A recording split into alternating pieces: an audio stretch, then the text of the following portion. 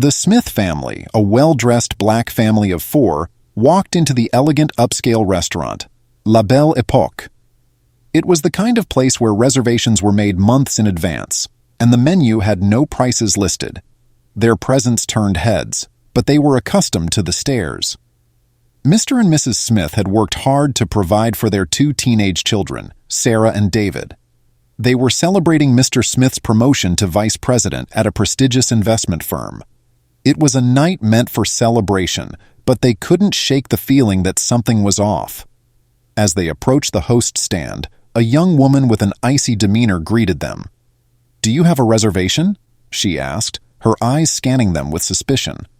"Yes, under the name Smith," Mr. Smith replied with a confident smile. The host's eyes flickered with something akin to surprise. She glanced at her reservation book, her expression growing tense. "I'm sorry, but I don't see your name here."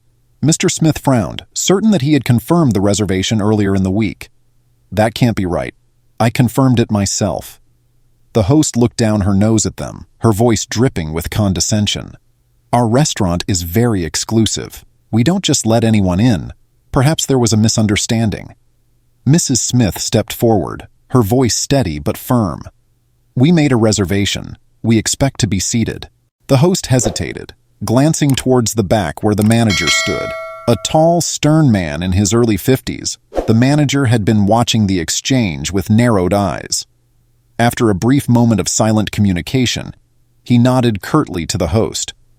"Very well," she said, her tone clipped. "Please follow me."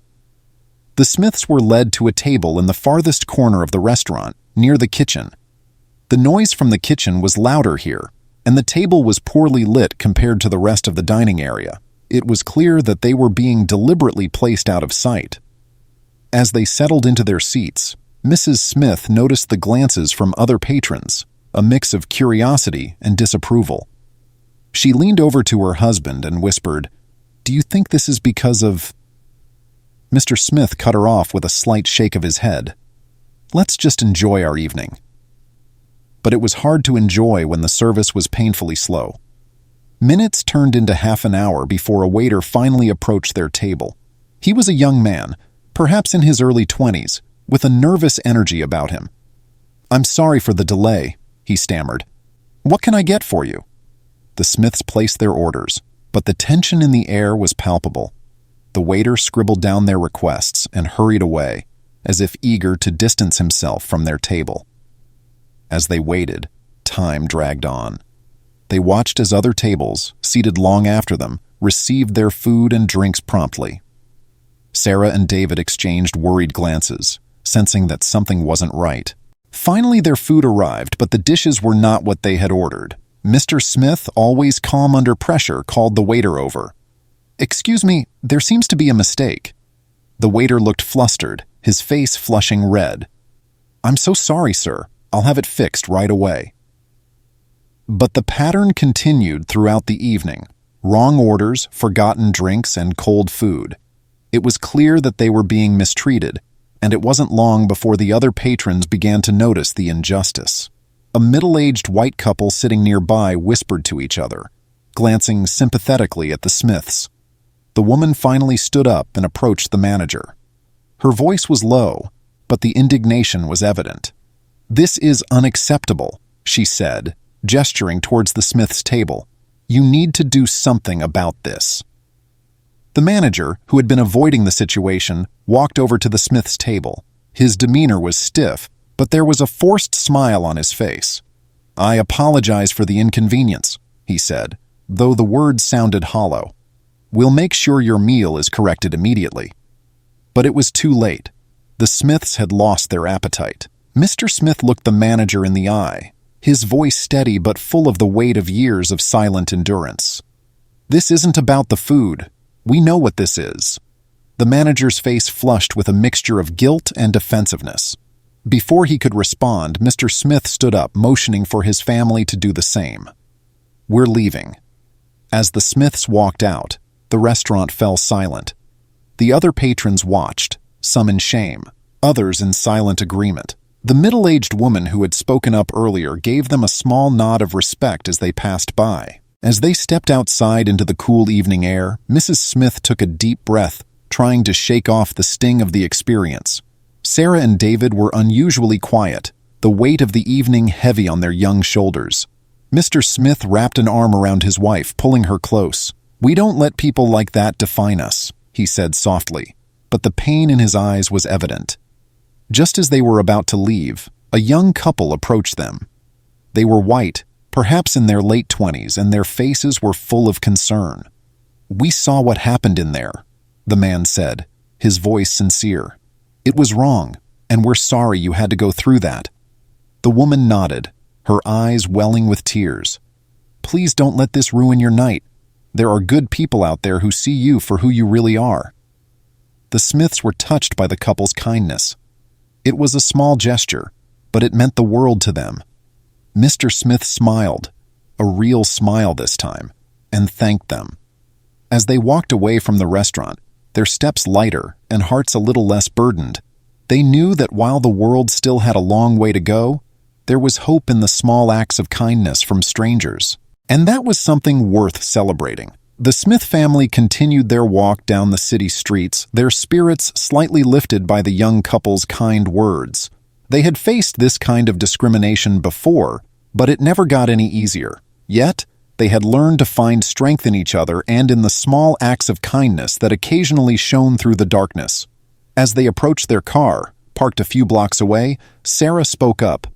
"Why do people treat us like that, Dad? We didn't do anything wrong." Mr. Smith sighed, searching for the right words. "Some people judge others based on the color of their skin because it's all they see. It's not fair, but it's the world we live in. What matters is how we respond to it. We have to stand tall and not let their ignorance define us." David nodded, his young face set in determination. "One day things will be different. People will see us for who we are." Mrs. Smith smiled softly at her son, placing a hand on his shoulder. "That's right, David, and it's people like you who will help make that change." Just as they were about to get into the car, another voice called out to them. "Excuse me." They turned to see an older black man approaching them. He was well-dressed, with a kind face that bore the lines of many years of life experience. He looked familiar, but none of the Smiths could place him. "I couldn't help but overhear what happened back there," the man said, gesturing back towards the restaurant. "I wanted to say something to you." The Smiths exchanged curious glances as the man continued. "I'm Charles Johnson, the owner of La Belle Epoque." The revelation stunned them. They had assumed the restaurant was owned by someone who condoned the kind of behavior they had just experienced. But Mr. Johnson's expression was one of deep regret. "I'm so sorry for the way you were treated tonight," he said, his voice heavy with sincerity. "That is not how I run my business.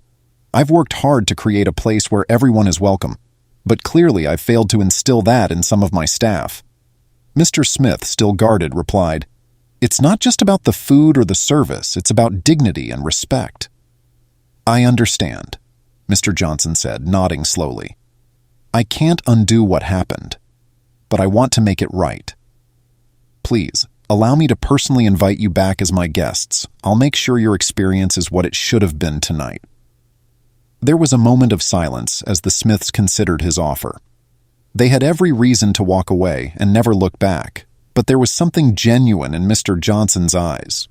"We appreciate your offer," Mrs. Smith finally said, "but it's not just about us. You need to make sure this doesn't happen to anyone else." Mr. Johnson nodded, understanding the weight of her words. "I promise you I will. This has been a wake-up call, and I will make the necessary changes. My staff will undergo training, and I will personally oversee it to ensure that everyone is treated with the respect they deserve." The Smiths looked at each other, silently communicating the decision they would make together. Mr. Smith stepped forward, extending his hand. "We'll give you another chance." Mr. Johnson shook his hand firmly, gratitude and relief washing over his face. "Thank you, I won't let you down." The Smiths got into their car, feeling like the evening was over. On the way home, they talked about what happened with Hope. They knew racism was still a problem, but they also knew that small victories were steps in the right direction. The next weekend, they went back to La Belle Epoque. This time, they were welcomed, seated in a good spot, and served well. It wasn't just about the food. It was about being treated like a person. As they left the restaurant, they knew they had made a difference. They stood up for themselves and helped pave the way for others.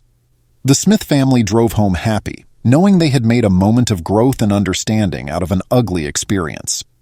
It was a reminder that they were not alone in fighting prejudice.